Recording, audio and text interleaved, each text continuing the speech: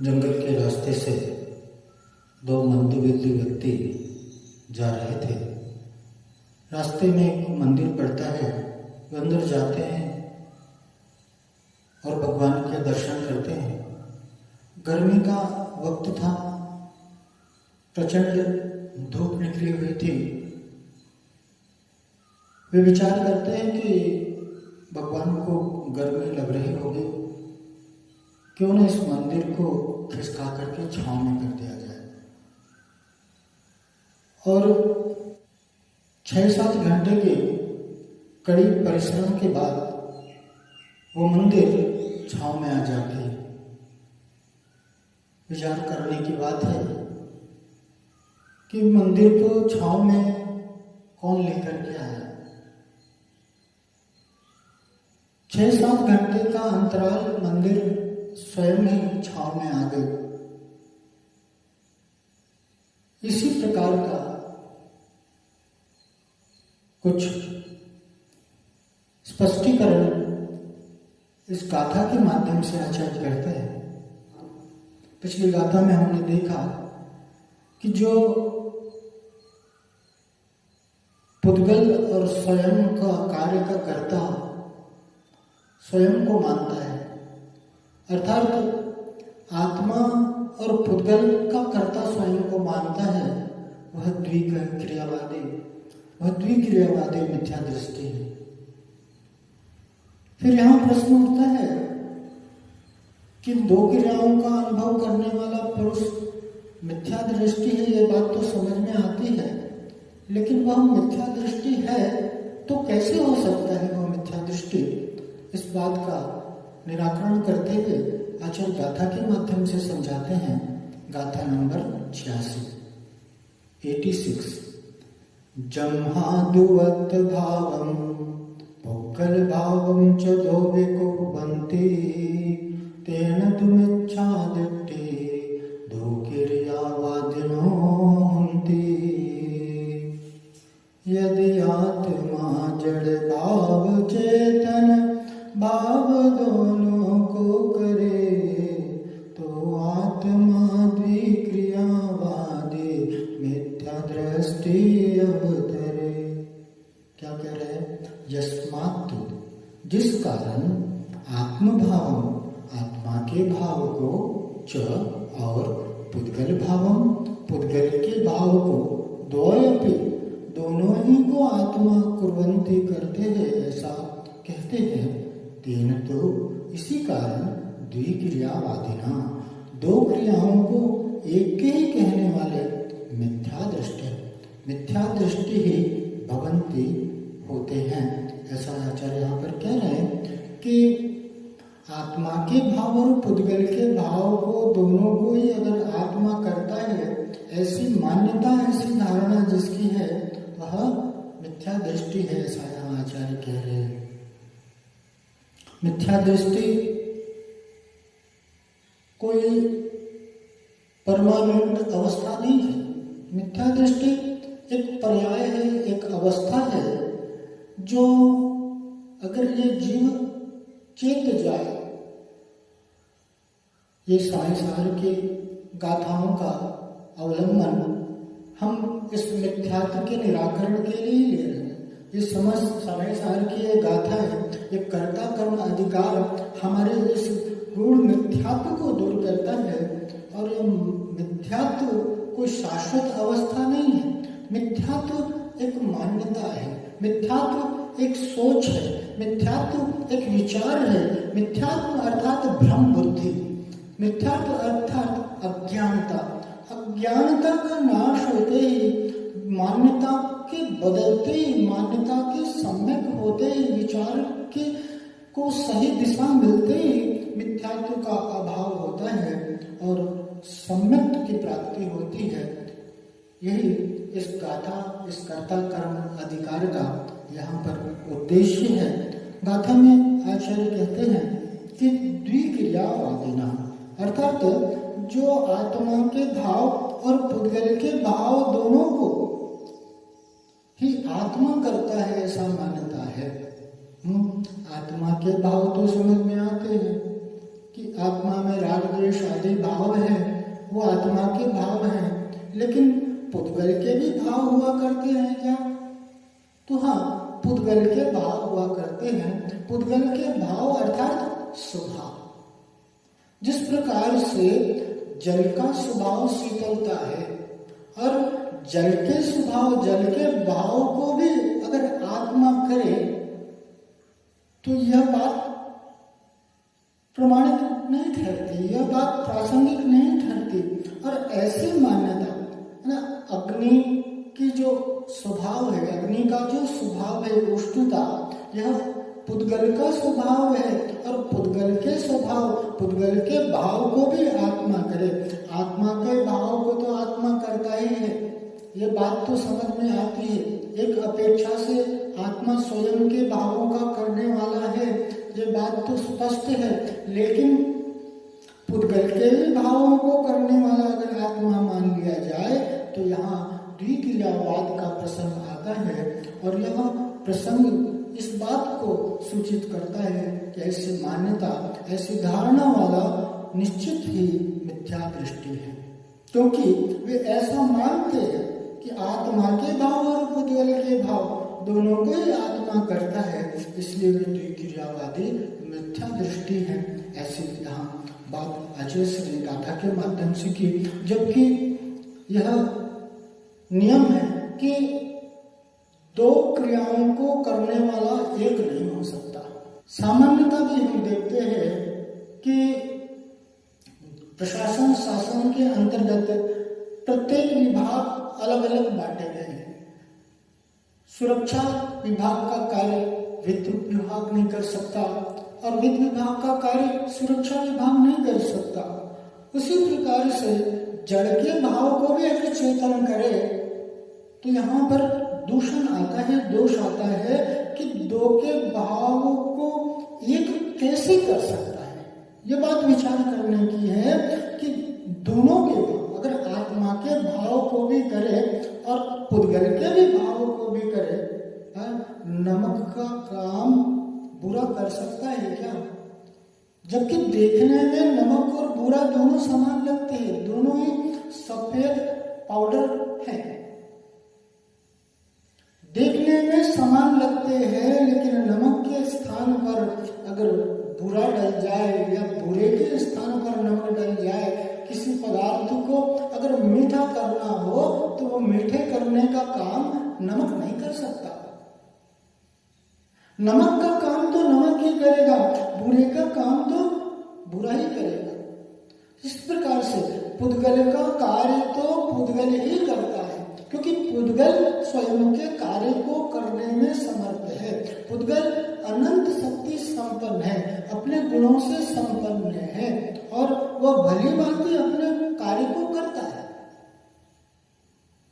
लेकिन पुद्गल के कार्य को करने वाला अगर स्वयं को मान ले तो यह बात कहती है कि ऐसी मान्यता, ऐसी धारणा मिथ्यात्व है, मिथ्या दृष्टि की भावना है। जिस प्रकार से जंगल के अंदर बहुत सारे वृक्ष होते हैं, उन वृक्षों को जल देने वाला कौन है, उन वृक्षों को खाद आदि देने वाला कौन है, उन वृक्षों के देख रेख करने वाला कौन है? फिर भी ये वृक्ष पनपते हैं ना, फलते हैं, फूलते हैं ना। उसी के विपरीत अगर घर में कोई पौधा लगाता है तो वो कहता है इसकी बीज भी मैंने डाला, इसमें खाद भी मैंने दिया, इसमें पानी भी मैंने दिया। लेकिन वास्तविकता क्या है कि वह पौधा स्वयं की योग्यता से पनपता है। एक शिक्षक और वह शिक्षक ये कहे कि इस छात्र को मैंने पढ़ाया, तो शिक्षक छात्र को पढ़ाने वाला नहीं है। शिक्षक तो स्वयं का कार्य करता है और छात्र स्वयं का कार्य। शिक्षक ने समझाने का कार्य किया, लेकिन छात्र ने स्वयं की योग्यता के माध्यम से, स्वयं की योग्यता, स्वयं की पात्रता के आधार से वह समझता है। शिक्षक अपना कार्य अलग करता है, छात्र अपना कार्य अलग करता है। अगर शिक्षक छात्र का कर्ता हो जाए तो सभी छात्रों को एक समान परिणाम प्राप्त होनी चाहिए ना, लेकिन ऐसा होता नहीं। एक वस्तु दूसरे वस्तु का कार्य नहीं कर सकती, एक द्रव्य दूसरे द्रव्य का कर्ता नहीं हो सकता। प्रत्येक द्रव्य अपने अपने स्वयं को कार्य को करते हैं। और जो ऐसा मानता है कि स्व और पर के दोनों के कार्य को स्वयं को कर्ता मानता है, स्वपर के कार्य का कर्ता स्वयं को मानता है, तो वह सिद्धांत से विपरीत जाता है। क्योंकि यह सिद्धांत है, यह नियम है कि एक द्रव्य दूसरे द्रव्य का कार्य नहीं कर सकती। प्रत्येक द्रव्य स्वतंत्र है, प्रत्येक द्रव्य स्वयं के कार्य का करता है। जगत में ही हम देखते हैं क्या कि कोई अगर दूसरे के कार्य को करे तो वो क्या कहते हैं कि जाओ भैया अपना काम करो, कोई किसी की दखल अंदाजी नहीं चाहता। 6 द्रव्यों में एक जीव द्रव्य ही ऐसा है जो ज्ञान गुण से संपन्न है, और इसी कारण उसके अंदर में ये मान्यता होती है कि मैं इसमें फेरफार कर दूंगा, मैं इसको बदलने वाला हूँ, मैं इसका करता हूँ। क्रियावादी ये मिथ्या दृष्टि है। क्या कहा कि आत्मा के परिणाम को और पुद्गल के परिणाम को स्वयं आत्मा करता है, ऐसा मानने वाले द्विक्रियावादी मिथ्या दृष्टि है।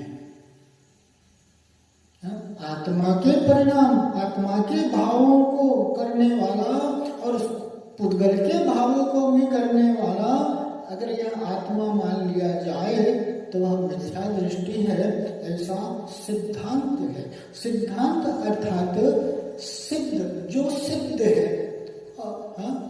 अंत अर्थात धर्म, यानी जो धर्म सिद्ध है, जो धर्म प्रमाणिक है, जो धर्म, जो वस्तु सदा ऐसी ही है, वह क्या है?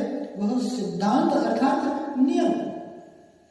और यह नियम है, यह सिद्धांत है कि द्रव्य, एक द्रव्य के द्वारा दूसरे द्रव्य का कार्य नहीं किया जाता, क्योंकि ये एक दूसरे के कार्य को करते हुए प्रतिभाषित नहीं होते। आचार्य यहाँ पर कुम्हार के उदाहरण से बार बार हमें समझाते हैं, यद्यपि कुम्हार घड़े की उत्पत्ति में अनुकूल अपने परिणामों को करता हुआ प्रतिभाषित होता है। क्या कहा कि कुम्हार घड़े की उत्पत्ति में स्वयं के परिणामों को करता हुआ प्रतिभाषित होता है। स्वयं के परिणाम अर्थात कि इच्छा रूप और हस्तादि की क्रिया रूप व्यापार के द्वारा, यानी उपयोग और योग का करता है। उपयोग अर्थात इच्छा, उपयोग अर्थात बुद्धि। घड़े को जब वो बनाता है तो किस प्रकार से उस घड़े का निर्माण किया जाए, जो कला रूप उसकी जो प्रवृत्ति होती है, जिसमें उसकी बुद्धि, जिसमें उसका सामर्थ्य लगता है, वह उपयोग कहलाता है। और हस्त आदि के माध्यम से जो हलन चलन आदि की क्रिया रूप जो व्यापार होता है, उस प्रकार से अपनी इच्छा और हस्तादि की क्रिया का कर्ता, यानी उपयोग और योग का कर्ता। उपयोग अर्थात स्वयं की बुद्धि को लगाना कि भाई कई चीजें बनाता है ना, गिलास भी बनाता है, सिकोरा भी बनाता है, सुराही भी बनाता है, आदि अनेक प्रकार के मिट्टी के पात्रों को बनाता है। पर प्रत्येक पात्र किस प्रकार से तैयार किया जाए, इस रूप जो उसका पराक्रम हुआ, वह उपयोग कहलाता है। और मन वचन काय का जो हलन चलन है, वह क्या कहलाता है? योग कहलाता है। अपने उपयोग और योग का करता है। कुम्हार अपने उपयोग और योग का करता है, लेकिन घड़े का करता कुम्हार नहीं है। तो घड़े का कर्ता कुम्हार नहीं है, तो फिर कुम्हार करता क्या है? यहाँ पर आचार्य उत्तर दे रहे कि कुम्हार सिर्फ अपने उपयोग और योग का करता है।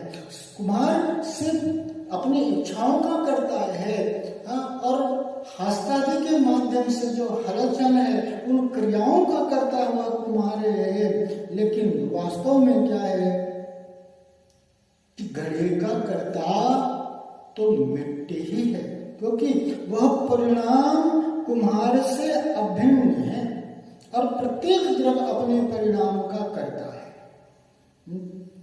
क्योंकि उन परिणामों को करने वाला वह कुम्हार ही है। कुम्हार से अलग में परिणाम नहीं हो सकते। कुम्हार का कार्य तो कुम्हार ही करेगा, कुम्हार का कार्य सुनार नहीं कर सकता। निमित्त और उपादान, निमित्त नैमित्तिक संबंध है। निमित्त अर्थात कार्य में सहायक। कुम्हार कार्य रूप परिणमित नहीं होता, लेकिन कह रहे उत्पत्ति के अनुकूल होने का आरोप जिस पर आता है। निमित्त अर्थात निमित्त जो कार्य रूप परिणमित नहीं होता, लेकिन उत्पत्ति में अनुकूल होने का आरोप जिस पर आए वह कर्म कहलाता है, वह निमित्त हो। कुम्हार कार्य रूप परिणमित नहीं होता, कुम्हार घड़े रूप परिणमित नहीं होता, लेकिन घड़े को बनाता है। घड़े की बनाने की इच्छा और योगों के माध्यम से, मनोवचन काय के माध्यम से जो हलचल, जो क्रिया, उन क्रियाओं को करने वाला क्या, वह कुम्हार है। निमित्त नैमित्तिक संबंध है। अगर सूक्ष्मता से अपन विचार करें तो ज्ञानी कहते हैं कि निमित्त नैमित्तिक संबंध भी नहीं है, क्योंकि कुम्हार घड़े का कर्ता नहीं हो सकता। कुम्हार व्यवहार से घड़े का कर्ता है, लेकिन यहां पर कुम्हार घड़े का कर्ता नहीं है, क्योंकि क्या कुम्हार मात्र और मात्र पर्याय का करता है। पर्याय को करने वाला कुम्हार है। यहाँ पर ये कह रहे हैं कि अगर कुम्हार घड़े का कर्ता हो जाए तो 24 घंटे उसे घड़े बनाना चाहिए, लेकिन यहाँ पर कि कुम्हार सिर्फ पर्यायों को करता है। कुम्हार अपने उपयोग और योगों का करता हुआ करता है, और वे परिणाम क्या करें कि कुम्हार से अभिन्न है, क्योंकि प्रत्येक द्रव्य क्या है कि स्वयं का ही परिणाम करने वाला होता है। तथापि घड़ा बनाने का अहंकार से भरा हुआ होने पर भी वह कुम्हार अपने व्यापार, अपने परिणाम के अनुरूप मिट्टी के घट परिणाम का करता हुआ, मिट्टी के घट परिणाम को करता हुआ प्रतिभाषित नहीं होता, क्योंकि वह घट रूप परिणाम मिट्टी से अभिन्न है और मिट्टी द्वारा ही किया जा सकता है। क्या कह रहे हैं कि अपने परिणाम का करता ही है कुम्हार। तथापि घड़ा बनाने का जो अहंकार करता, घड़ा को मैंने बनाया इस प्रकार का अहंकार करता है, ये जो कर्तृत्व पने का अहंकार है, ये कर्तापने का अहंकार है, जो मैं पर द्रव्य में फेरबदल कर सकता हूँ या पर द्रव्य का कर्ता स्वयं को मानना, इस मिथ्यात्व, इस विपरीत बुद्धि का निवारण करने के लिए गाता है कि कह रहे हैं कि तू पर द्रव्य का कर्ता हो ही नहीं सकता।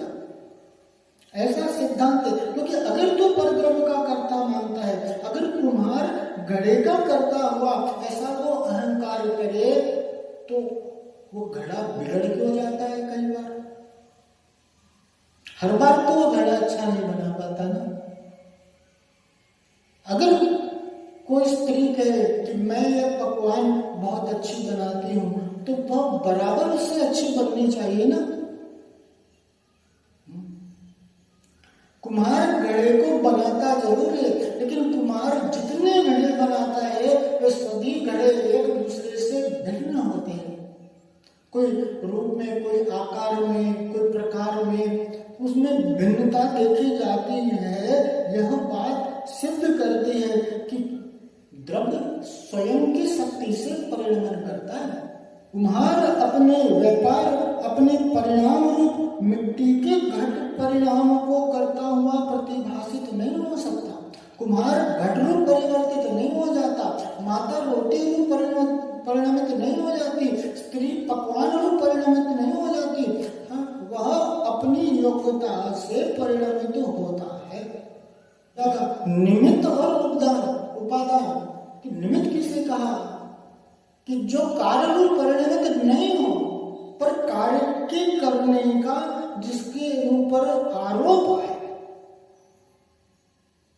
आरोप अर्थात कथन में ये बात आती है, कहने की बात अलग होती है लेकिन मान्यता की बात अलग होती है। कहने में ये बात जरूर आएगी कि कुम्हार घड़े का करता है, लेकिन चूंकि उपादान रूप से कुम्हार नहीं है, उपादान तो मिट्टी ही है, मिट्टी ही घड़े रूप परिणमित होती है, स्वर्ण ही आभूषण रूप परिणमित होता है।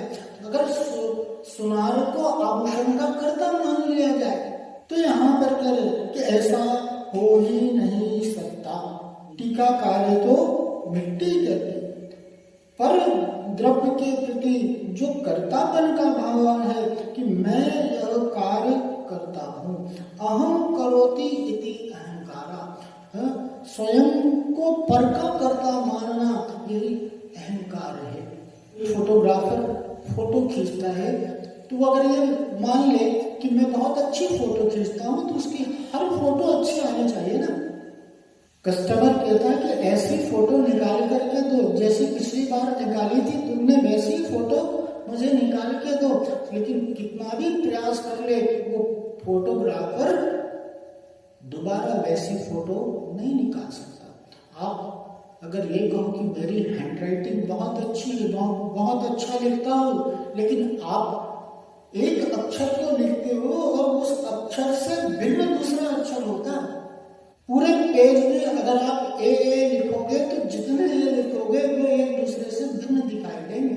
देखने में तो जरूर आता है कि मैं लिखने वाला हूँ, मैं कार्य करने वाला हूँ, लेकिन होता तो स्वयं से ही होता स्वयं जगत परिणाम, मैं जग का करता क्या काम। स्वयं की शक्ति के अनुसार परिणमित होता है। कोई लाख सोच ले कि मैं बहुत अच्छा प्रवचन करता हूँ, कितना विचार करता है कि वहां जाकर के ऐसा बोलूंगा, ऐसा बोलूंगा, ऐसा बोलूंगा, लेकिन बोल वही पाता है जो शब्द वर्णाएं, जो शब्द की उद्गल वर्णाओं का जो परिणमन शक्ति है उसके अनुरूप होता है, वही वह कह पाता है। तो यहाँ पर करके कर्तेपन का अहंकार दूर करो। कि एक बार क्या हुआ कि एक स्कूल में छात्रों को अकर्तापन पर निबंध लिख के लाने के लिए दिया और रात भर मेहनत करके छात्रों ने उस निबंध को तैयार किया और जाकर के और स्कूल में प्रस्तुत किया। और जिस छात्र को प्रथम पुरस्कार मिला था वो छात्र जब मंच पर उसे 2 शब्द बोलने का अवसर दिया गया तो वो क्या कहता है, इस निबंध को मैंने लिखा है। रात भर मेहनत करता हुआ अकर्तापन पर वह निबंध लिखता रहा, लेकिन कहता क्या है, इस निबंध को मैंने लिखा है। क्योंकि अगर पर का कर्ता हो ही नहीं सकता, क्योंकि घट रूप परिणाम मिट्टी से अभिन्न है और मिट्टी द्वारा ही किया जा सकता है। कि घट रूप परिणामित होने की जो शक्ति है, घट के परिणाम का करने वाला, घट का उपादान तो मिट्टी में हो सकता है, आभूषण तो स्वर्ण के माध्यम से ही बनाया जा सकता है, प्लास्टिक के गिलास तो प्लास्टिक के द्वारा ही बनाई जा सकती है। इस प्रकार से कह रहे हैं कि अगर प्लास्टिक का कार्य लोहा नहीं कर सकता, सोने का कार्य तो चांदी नहीं कर सकती, उसी प्रकार से कह रहे हैं कि यहाँ पर कि पर का कर्ता स्वयं नहीं हो सकता। क्या कहा कि जिसका आत्मा के भाव और पुद्गल के भाव को अगर स्वयं को कर्ता मान ले, दोनों कार्यों को कर्ता वो स्वयं को मान ले, तो यहाँ पर द्विक्रियावादी ठहरता है और वह मिथ्या दृष्टि है। ऐसा यहाँ पर आचार्य कहते हैं कि जिस प्रकार कुम्हार उपादान रूप से स्वकीय परिणाम करता है, यदि उसी प्रकार उपादान रूप से घट को भी करे तो उसे रूपी अचेतन और घट रूप होना होगा। क्या कह रहे हैं कि कुम्हार अगर उपादान रूप से भी स्वकीय परिणाम का करता है, उपादान स्वयं के परिणामों का करता कुम्हार ही है, अगर इसी प्रकार से उपादान रूप से घट को भी करने लग जाए, क्या स्वयं के परिणाम रूप परिणमित तो होता ना जीव कि चेतन जैसे जैसे भाव करता है उस रूप परिणमित होता है, ये जीव जैसे जैसे भाव करता है उस रूप वो परिणमित होता है। ये बात तो समझ में आती है, लेकिन उसी प्रकार से पुद्गल को भी करे, पुद्गल के भी भाव को करे, उसी प्रकार उपादान रूप से घट को भी करने वाला अगर कुम्हार हो जाए तो कह रहे हैं कि वह रूपी ठहरे। पुद्गल के कार्य को अगर आत्मा करने लग जाए तो पुद्गल तो रूपी है, आत्मा भी रूपी हो जाएगा। पुद्गल तो अचेतन है और आत्मा भी क्या हो जाएगा, अचेतन हो जाएगा। क्या कह रहे हैं कि अथवा घट को चेतन और कुम्हार होना होगा।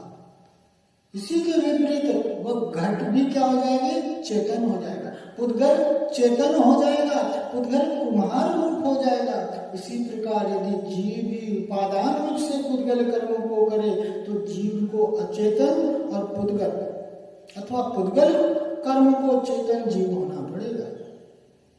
यदि जीव उपादान रूप से पुद्गल को करे तो जीव भी कैसा हो जाएगा, अचेतन हो जाएगा, जीव भी पुद्गल हो जाएगा।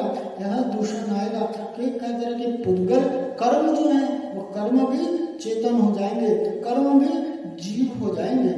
एक द्रव्य अपनी अपनी मर्यादा में परिवर्तन करते हैं। कह रहे इसी प्रकार इस गाथा में यही कहा गया है कि यदि जीव को निश्चय नहीं से पुद्गल कर्मों का कर्ता माने तो या तो जीव को पुद्गल मानना होगा या फिर पुद्गल कर्मों को जीव मानना होगा, क्योंकि निश्चय नहीं से एक द्रव्य दूसरे द्रव्य का कर्ता धर्ता नहीं होता। अतः यह सुनिश्चित है कि जीव अपने भावों को भी करता है और पौदलिक कर्मों को भी करता है, ऐसा मानने वाले द्विक्रियावादी हैं। इसी कारण से वे मिथ्या दृष्टि भी है। गाथा में कहते हैं यह परिणमति सकर्ता यह परिणामो भवेतु तत्कर्म यह परिणति क्रिया सा त्रयमपि भिन्नं न वस्तु तथा। कर्ता वही जो परिणमे परिणाम ही बस कर्म है परिणति ही क्रिया बस तीनों अभिन्न अखंड है। तीन प्रकार की बात आई, तीन प्रकार की क्रिया कि कर्ता कौन है, कि जो परिणमन करे वह करता है, और जो परिणाम हो, जो परिवर्तन हो, जो परिणमन हो वह क्या है, वह कर्म है। और जो परिणति रूप जो क्रिया है, जो उसमें भाव है, वह परिणति, वह भाव कर्ता से अभिन्न है। मैंने यह पुस्तक लिखी, मैंने फला क्षेत्र के दर्शन किए, मैंने यह वस्तु खाई, तो पुस्तक को लिखने वाला, दर्शन को करने वाला, वह खाने वाला, तीनों क्रिया में वह कर्ता तो एक ही है। उसी प्रकार से यहाँ पर कह रहे हैं कि जो परिणमन करता है वही करता है, और जो परिणाम है, जो परिणाम वे कर्ता ही कर्म है, और उसके भाव भी उससे अभिन्न है। कर्ता, कर्म और उसके भाव तीनों क्या है, अभिन्न है। ऐसा यहाँ पर कहा। यह बात यहाँ पर साबित होती है कि एक द्रव्य दूसरे द्रव्य का कर्ता नहीं होता है। हर द्रव्य स्वतंत्र जगत में कोई न किसी का काम करे। प्रत्येक द्रव्य अपनी अपनी स्वतंत्र सत्ता को लिए गए हैं और वे स्वयं अपनी सत्ता में ही परिणमन कर गए हैं। एक बार क्या हुआ कि एक मूर्तिकार बहुत अच्छी मूर्ति बनाया करता था और उसे इस बात का अहंकार हो गया कि मुझसे अच्छी कोई मूर्ति नहीं बना सकता। लेकिन आयु पूर्ण हो गई और वह इस बात को जानता था कि आयु पूर्ण हो जाएगी और यमराज मुझे लेने के लिए आएगा और उसकी तैयारी के लिए उसने क्या किया, हूबहू स्वयं के जैसे 10 प्रतिमाएं तैयार कर ली। और उस कलाकार के, उस मूर्तिकार की विशेषता थी कि उसकी मूर्तियां जीवंत दिखती थी। आयु पूर्ण होने पर यमराज उस मूर्तिकार को लेने के लिए आया, लेकिन वह मूर्तिकार अपने द्वारा बनाए गए, वो मूर्तिकार अपने द्वारा बनाए गए 10 प्रतिमाओं के बीच में जाकर के खड़ा हो जाता है। यमराज के लिए अशक्त हो जाता है किस प्रकार से मूर्ति कौन है और मूर्तिकार कौन है, उसके लिए भेद कर पाना बहुत कठिन हो गया।